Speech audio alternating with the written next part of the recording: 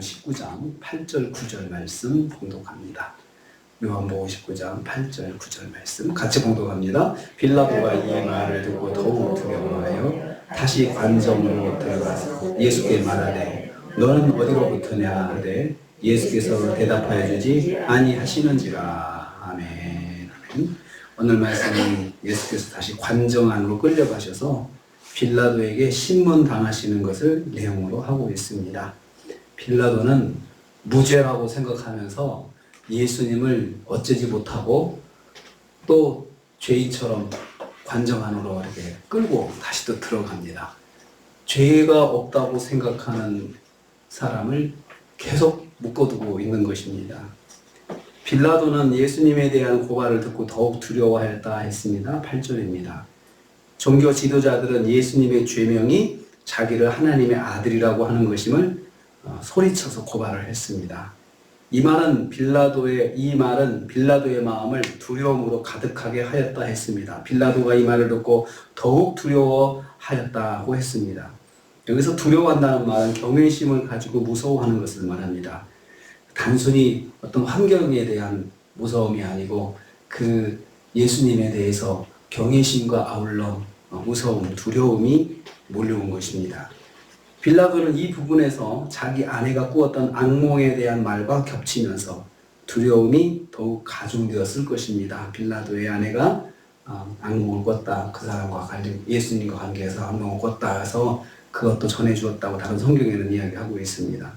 이 두려움은 빌라도가 예수님을 선대할 수 있는 마지막 기회였습니다. 만약에 그런 마음이 생겼다면 자기가 용기를 내서 결단을 해야죠.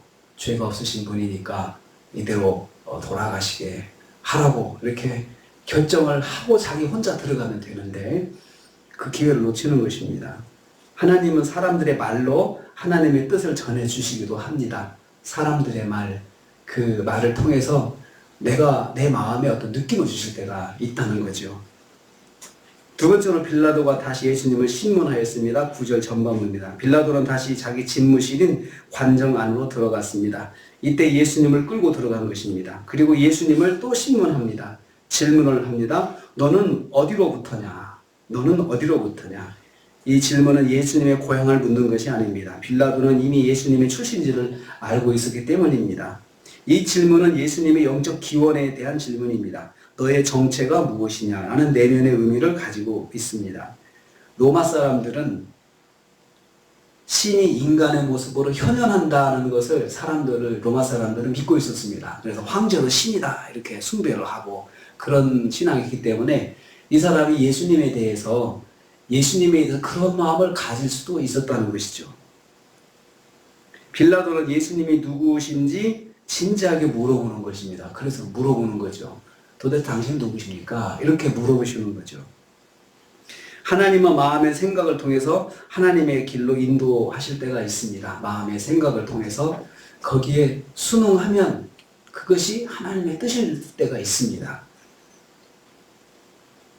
빌라도는 그런 기회를 다시 놓치고 있는 것입니다. 그렇게 진지하게 물었으면 깨달음이 있을 거 아닙니까? 그러면 또 결단을 했어야 되는데 그렇게 하지 못했습니다. 이에 대해서 예수님께서 대답하지 않으셨다 했습니다. 9절 후반부입니다. 예수님께서 빌라도의 신문에 대답하지 않으셨습니다. 의도적으로 대답하지 않으신 것입니다. 예수께서 대답하여 주지 아니하셨다. 의도적으로 안 하신 거죠. 다른 복음서에서도 예수님의 침묵에 대해서 상세하게 기록하고 있습니다. 예수님은 여기뿐만 아니고 헤롯 앞에서도 침묵하셨습니다. 또 대제사장 앞에서도 잠잠하셨습니다. 이것은 성경 이사야서 53장 7절 말씀에 잠잠한 양같이 그 입을 열지 아니하였도다 라는 말씀을 이루기 위한 것이었습니다.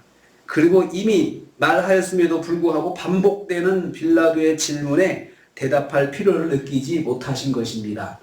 들었으면 그 들은 걸 기억해서 해야지 또 물어보고 또 물어보는 거에 대해서 예수님께서 그게 대답을 안 하신 것이죠. 한편 이를 통해서 예수님께서 답변을 통해서 무죄를 입증하실 수도 있잖아요.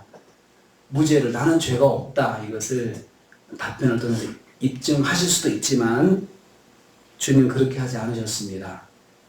이것이 마지막 기회였죠. 주님께도 이렇게 신문할 때 자신의 무죄를 적극적으로 변론하면서 말씀하실 수도 있는데 그렇게 하지 않으셨습니다. 아버지의 뜻대로 이루어지도록 말씀에 순종하시고 있는 것입니다. 예수님은 억울한 순간에도 계속 반복되는 그런 억울한 순간에도 아버지의 뜻대로 이루시도록 자신을 맡기셨습니다. 그래서 믿음 생활을 하다 보면 또 말씀대로 살다 보면 그런 억울한 일도 발생할 수 있지만 그것이 하나님의 뜻과 계획 속에 있다면 그냥 맡기는 것도 하나님의 말씀에 순종하는 것이다 라는 것을 깨닫게 됩니다. 오늘 우리는 예수님에 대해서 마음의 인도함을 뿌리치고 그리고 그걸로 결단하지 못하고 끌려다니는 그런 빌라도의 연약함을 보게 됩니다. 빌라도가 계산하는 것이 많기 때문에 그렇습니다.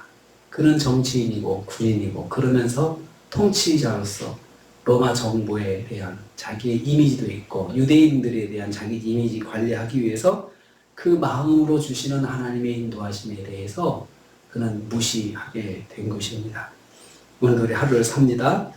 하나님께서 마음으로 주시는 하나님의 뜻이 있습니다.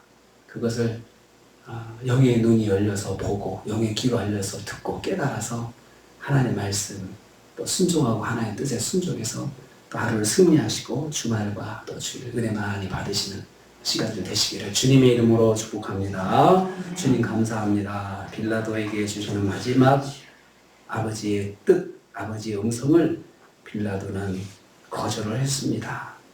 그래서 역사의 길이 남을 그 죄인이 되고 가는데 아버지 하나님, 저희들에게도 주님께서 마음으로 주시는 아버지의 인도하심, 저희들이 볼 수 있고 들을 수 있고 깨달을 수 있는 영적인 눈을 허락하여 주시옵소서.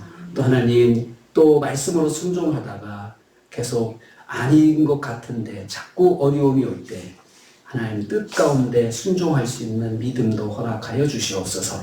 또 하나님, 저희들 이제 한 주간을 또 건강하게 기도하게 하시니 감사합니다. 주님 주일 또 은혜 받게 하시고 또 계속해서 저희들 새벽을 깨울 수 있도록 건강을 주시고 인도하여 주시옵소서. 예수님의 이름으로 기도하옵나이다. 아멘.